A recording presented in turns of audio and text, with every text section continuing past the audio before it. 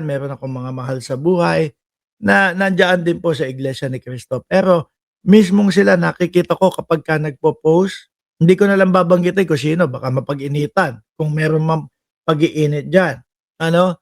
'Pag nagpo-post ho, mga kababayan, against din kay Rodante Marcoleta, eh. So madaling salita po, hindi lahat po nauuto ni Rodante Marcoleta doon sa Iglesia ni Cristo.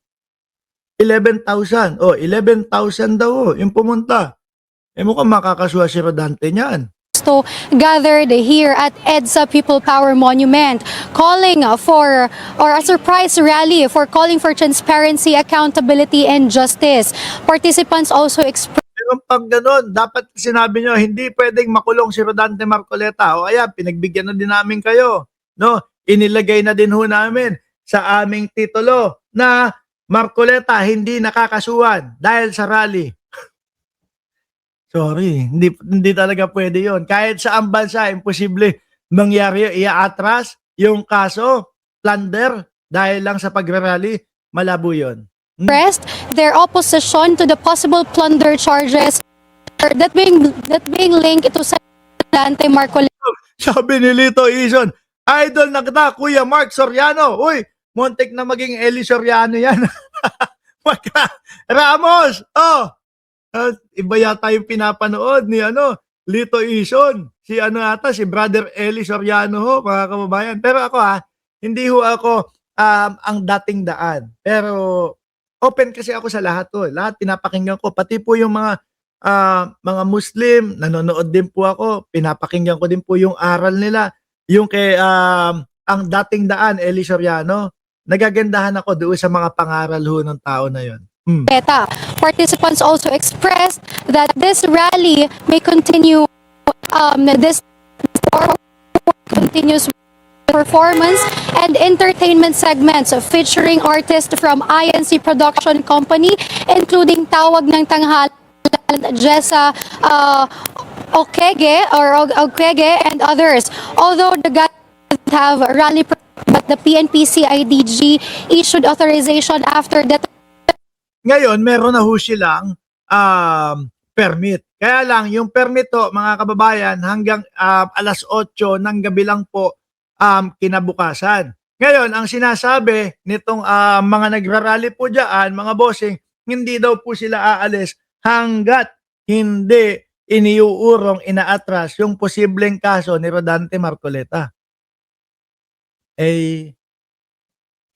Araw-araw po magla-live tayo.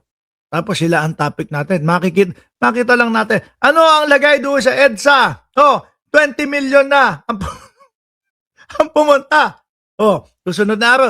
Ano ang lagay sa EDSA? 30 million na ang pumunta. Kaso po, exaggeration lang ho yun, mga kababayan. Hindi ho totoo yun. Ang totoo, 11,000 lang daw po sila.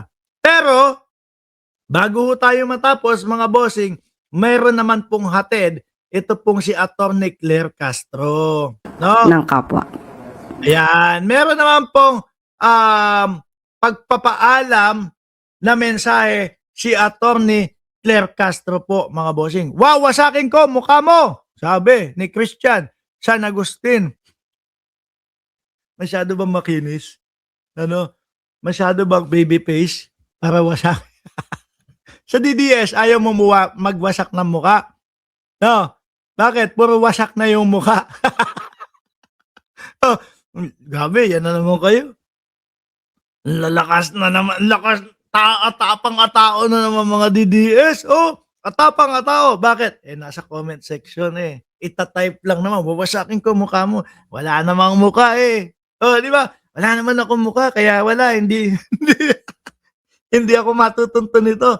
Alam naman namin, yung inyong tapang ay ganyan lang. Pang social media. Pero kapag nagkaharapan tayo, malamang nakayukayo ka na lang, nakaganong ka nakayuko. Tapos pag kinutusan ko yung bumbunan mo, babaw. Yan na natin yan. No, wag natin basagin yung trip ng mga DDS. Sa panahon lang po, doon lang po, sa kanilang keyboard, sila matatapang. Ngayon, eto, mga DDS, at saka yung iba pa, pakinggan nyo yung mensahe ni Atty. Claire Castro. Pakinggan nyo maigi. Lagi po nating tandaan, Yabang mo, baka pagdating ng araw, magtago ka na.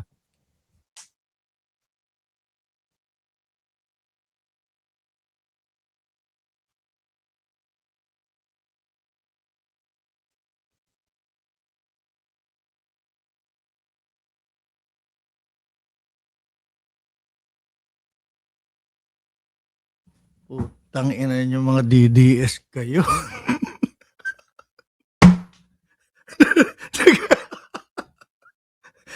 Ano naman kayo? Ano na naman sasabihin nyo? 2028 na, magtago ka na, saan ka na magtatago? Hanayo pa kayo? Hindi kayo napapagod nyo sa kababantanin nyo, sa kapapanakot nyo sa amin, ano? Ano, ayan, hindi pa dumadating ang araw. Tumago na ako. Para mapagbigyan na kayo. Game! Pakinggan nyo yung si Atty. Claire Castro. Lagi po nating tandaan, ang bagong Pilipino, hindi ipinagdarasal ang Correct. Ayan. kamatayan ng kapwa. Ayan. Kaya nga tayo kapag kayo dating Pangulong Duterte, lagi nating sinasabi, real talk lang, pero hindi natin ipinagdadasal na yumao na ang dating Pangulong Duterte. Pero sa mga DDS at sa iba pa ho, mga kababayan, no? Grabe sila. Pinapatay na nila si General Torre, pinapatay na si Ombudsman Boying Remulla, pinapatay din si Pangulong Bongbong Marcos. Di ba? Ano ang tawag po sa mga ganyan tao, Atty. Claire? Ito ay gawain ng isang kulto.